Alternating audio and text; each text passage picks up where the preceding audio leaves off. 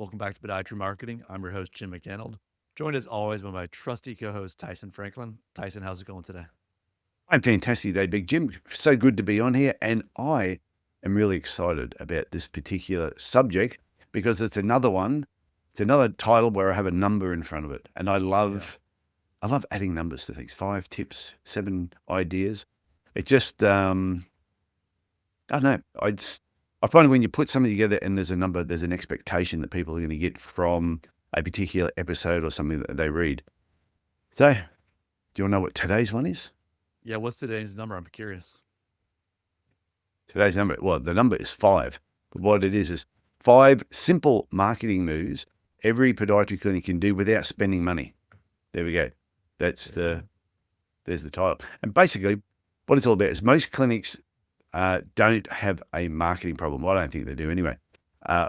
They have pretty much an awareness problem. So their clinic is, if they really stop and think about it, their clinic is a marketing goldmine. Yet they treat it like it's a gravel pit. And I'm hoping that this episode is going to change their thinking on the way that they see the clinic day to day. When they walk in there, walk around all day, just the amount of marketing that is in front of them. And I think if they realize that and they tap into it, they'll never have any problems about having marketing ideas again. And I think it's a great point. If you see it as a gravel pit, you're not going to see those opportunities, right? It's just a gravel pit. But I think sometimes when it's framed also as a way to build additional trust with patients or to like do more of the work they love, then that can kind of maybe turn the frame and kind of change the frame a little bit for the way that people view marketing or kind of view as a means to an end to get the kind of clinic and the kind of work life balance they want. And the truth is, most podiatrists don't want to hear this. It's because it's just so simple. Because in podiatry, everything's got to be complicated. That's how we earn a living. The more complicated it is, they feel that life has to be that way. But the thing is, marketing is not like that. You don't need more marketing. You need to use what you already have. And I see a lot of clinics they'll throw money at online ads or boosting posts, and they'll try all these different types of platforms while they completely ignore the most powerful marketing asset sitting pretty much right in front of them, which is one, their patients. The other thing that's right in front of them is the conversations that they have every day with their patients. Also, the positive results and outcomes they get with their patients, and also their own stories. The ones that this is funny, the ones that they openly share with other podiatrists. I don't think I've ever been to a podiatry conference where I have not overheard podiatrists sharing all their war stories and the wins that they actually have with patients. And that information they're sharing with other people, that is absolute gold. So in this episode, I'm going to give everyone 5 simple marketing ideas that will cost nothing, but if they do them consistently, will outperform, some, not all, of their paid advertising.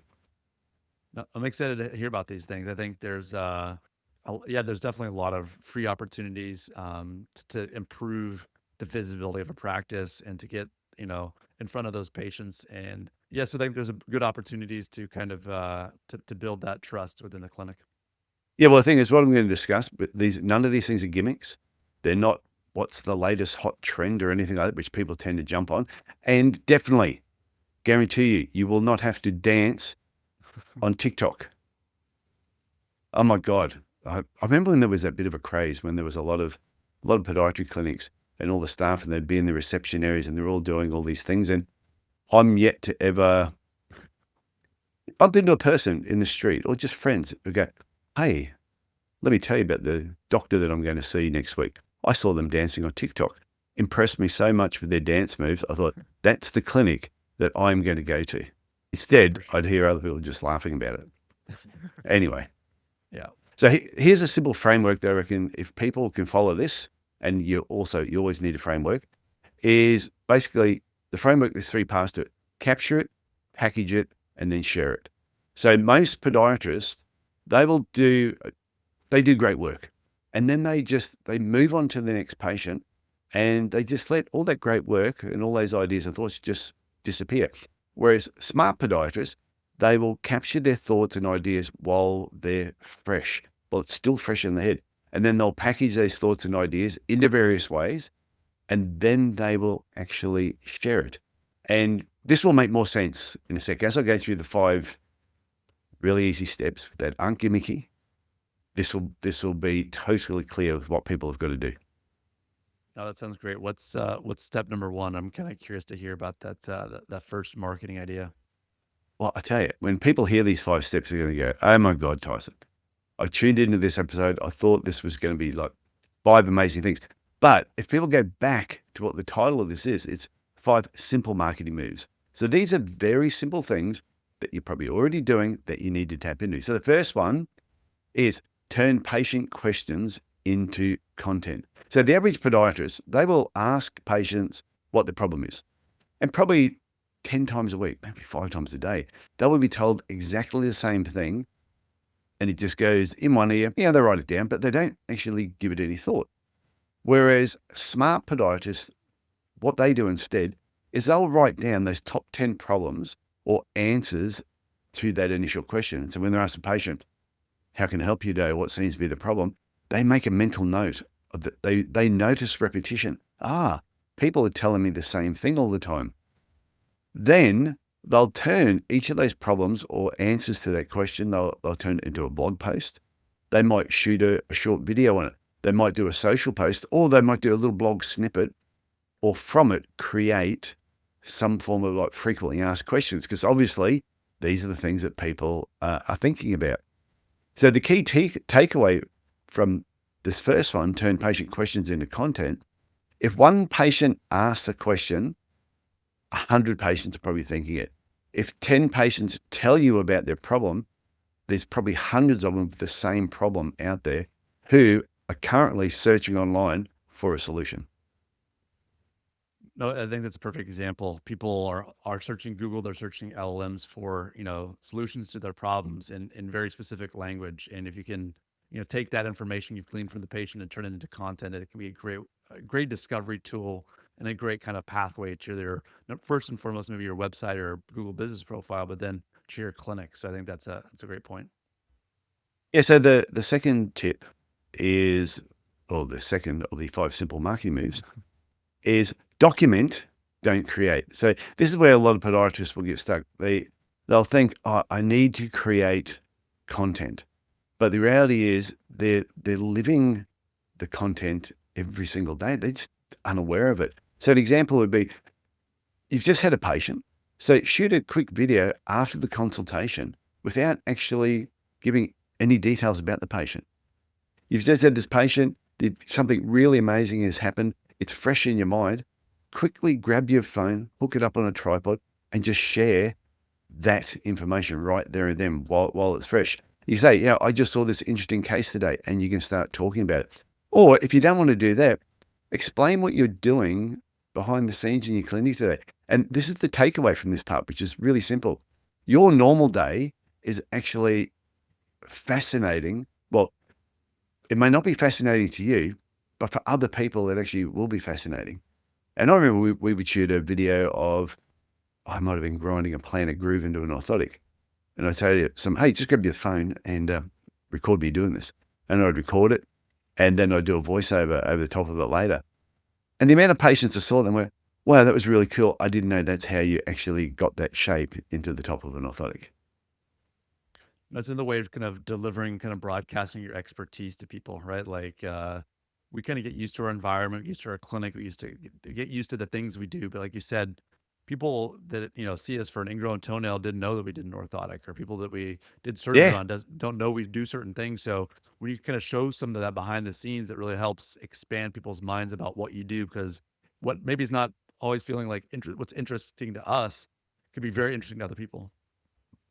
Well, we were on a cruise a couple of years ago, and we were talking to this young girl who was an optometrist. And while we were talking to her, sorry, didn't mute that one. While we were talking to her, I said, I thought about optometry, but it seemed a little boring. I didn't think I could sit in a room all day again. Is that better or is that better? Is that clear? Can you read the second line? Is that better or is that better? And she went, Everybody thinks that's all we do. And then she started explaining some of the other things that optometrists do and other things that they diagnose and some of the other treatments they perform and removing things from people's eyes. And when she started getting into it and you could see how passionate she was, even my wife said, I didn't realize optometry was so interesting because we don't actually see that. And unfortunately, optometrists don't share this to the world either. So we all think it's just them sitting in a dark room, flicking different lenses in front of people's eyes.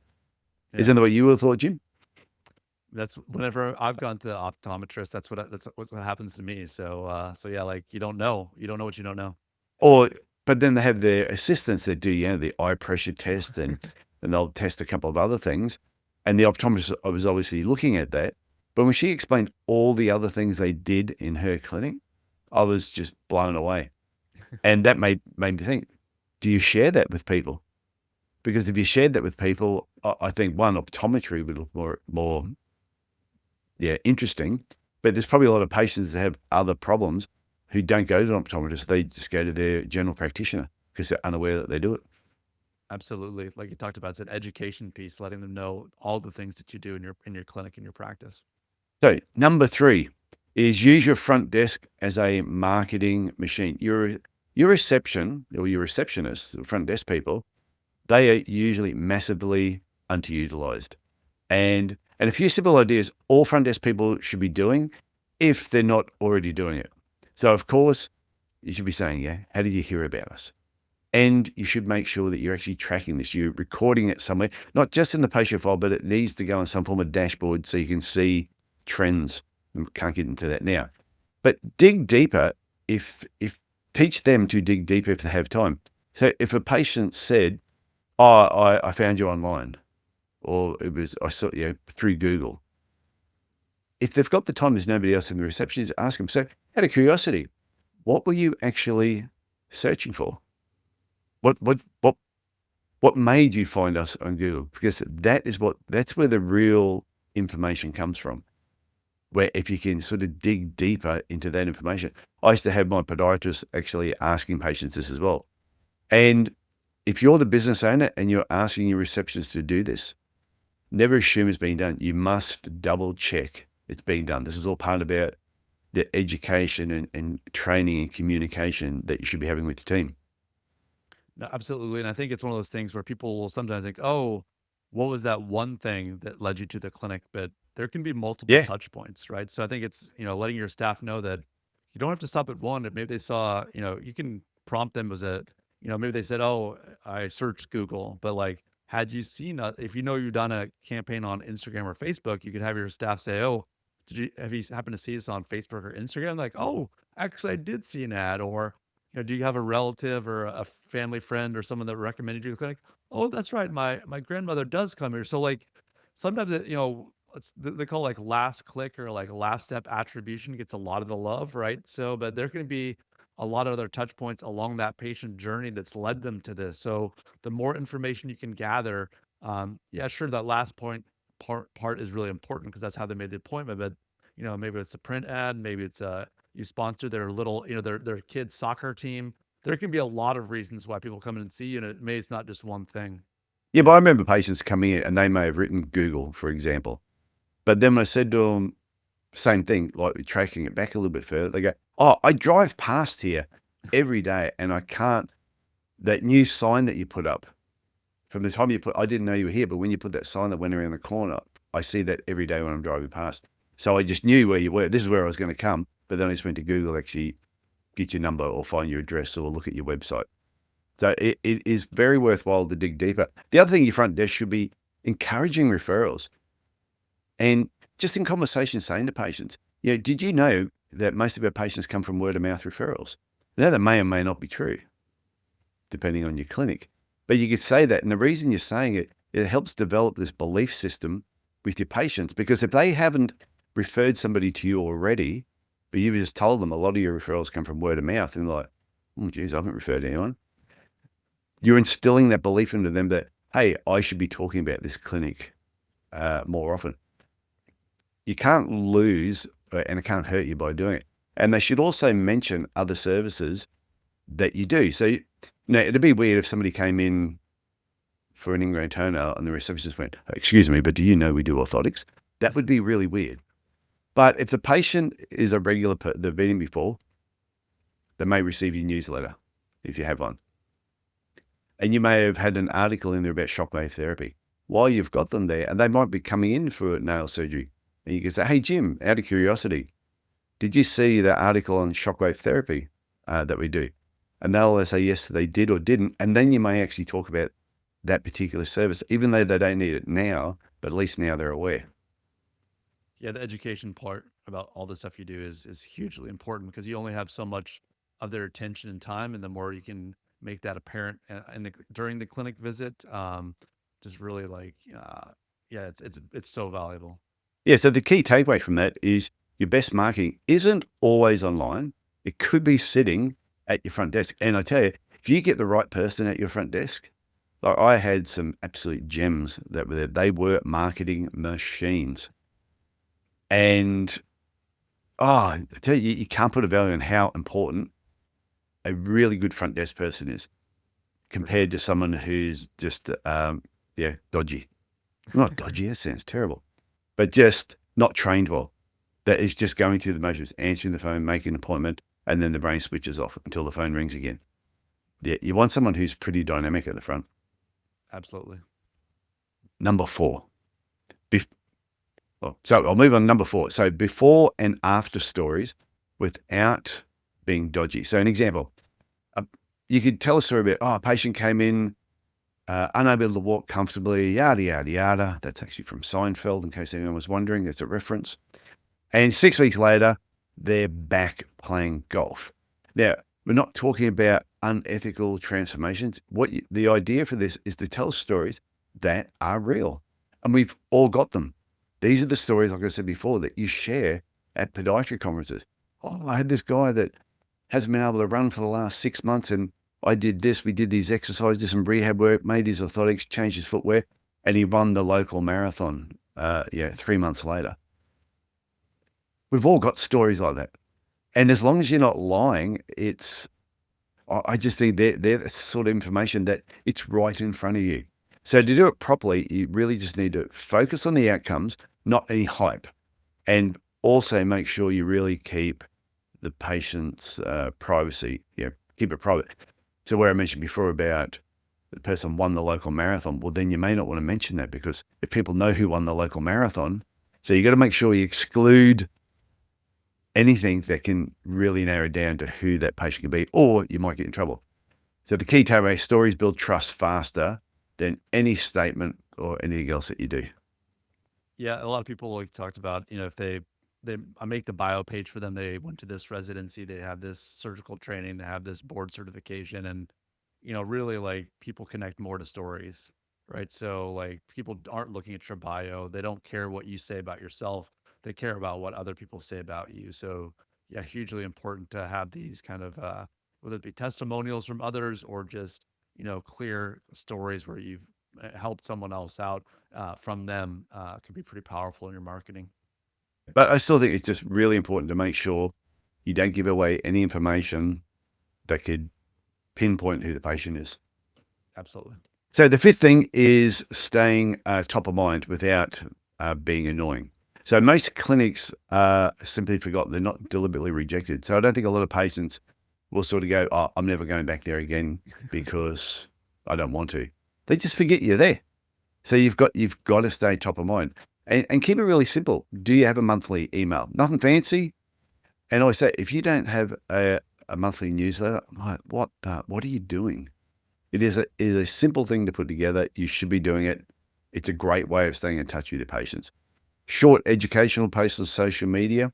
And the other thing too is wow posts are things that get shared. So if you read about something, it could be footwear technology or just something that's medical related, and you read that and go, wow, that's absolutely fantastic. Share that information. It may not even necessarily be podiatry related, but if you share it, your patients will see that and then they will share it. So they're the sort of posts that people love. And then quick check-in campaigns. If you've had patients that have had certain symptoms, send out something to them, whether it's an email or even a phone call, and just say, hey, just check in. How is everything going? That's how you stay top of mind with people. So, and the thing is, whenever you're contacting patients, whether it's through a newsletter, email, or something else, is you want to be seen as valuable. You're contacting them, and the reason that you're contacting them, it's adding value to them. It's not just more noise. It's not just another email that is trying to flog something, and they go, oh, is it another one of the 150 I've got in my inbox today? And they're just going through and basically deleting it. But if they're not unsubscribing, then that's a good thing. So the takeaway is patients don't come back because you're good. They come back because they actually remember you. It's hard to be remembered these days. There is so much noise out there, right? There's so many things competing for our Oh, attention. heaps.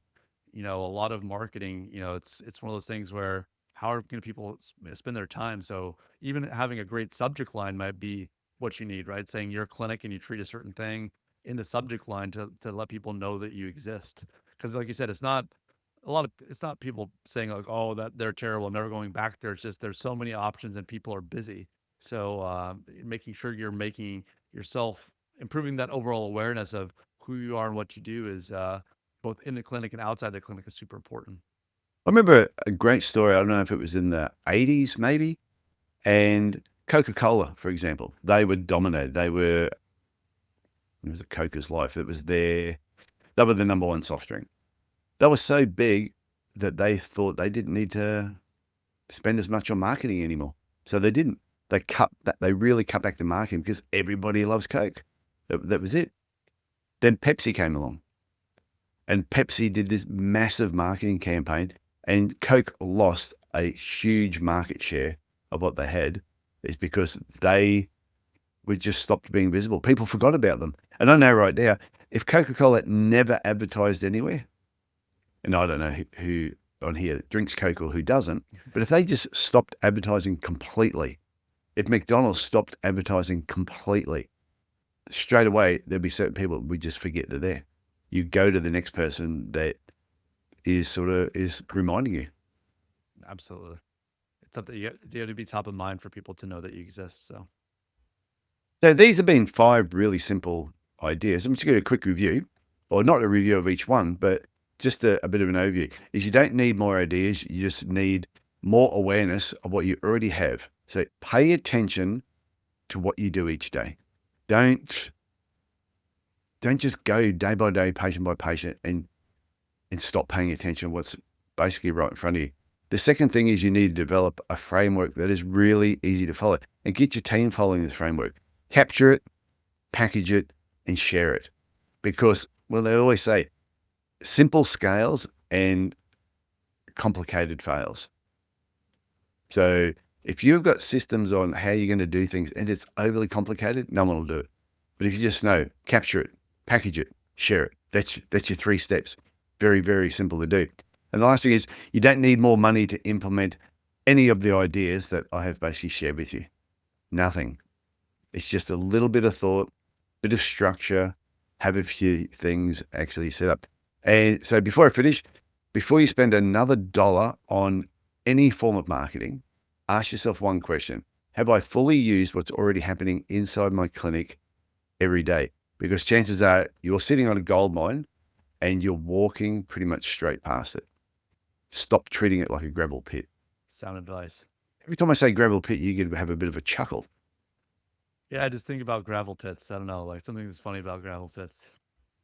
Well, it's funny, when I was in the UK, we went on the world's fastest zip line, 190 kilometers an hour, 118 miles per hour it was. And this was in Wales. But we also went to the top of the same mountain and drove go-karts down the side of the cliff. And it was all slate. That's why the gravel was sort of sticking in my head, because you have gold mines and you have slate mines. I don't know which one's more valuable. Yeah, I think I'm also thinking of the scene in Groundhog Day when the groundhog is driving Bill Murray. Maybe it's like a rock quarry, but I just think about a gravel pit during that scene. So That's right. maybe that's why I'm laughing, is that that Bill Murray scene from Drives Groundhog off the Day. cliff. He Yeah, drives off the exactly. cliff a couple of times, He does doesn't he? all kinds of stuff in that movie to kill himself. That's a great movie. That is a fantastic movie. Was it Pucks or something, Phil? Yeah, Puxatawny, Pennsylvania is a town. Yeah, I've got that on my list of places I want to visit one day. I There you want to go. be there to see Puxatawny Phil come out to see whether he sees whether it's going to be a long winter or not. Yeah, it's a good one. Oh my. Okay, Big Jim, that's all I wanted to say today. I hope somebody gets something out of that, even if you just pick one of those ideas and go, hey, this is what we're going to do. Let's focus on this a little bit more. Like I said, the content is right there. So just dive into it and stop turning a blind eye to what's right in front of you. That does look great advice, Tyson. Thanks a lot for today. Okay, Big Jim, I'll talk to you next week. All right, sounds great. Okay, see ya. Bye now.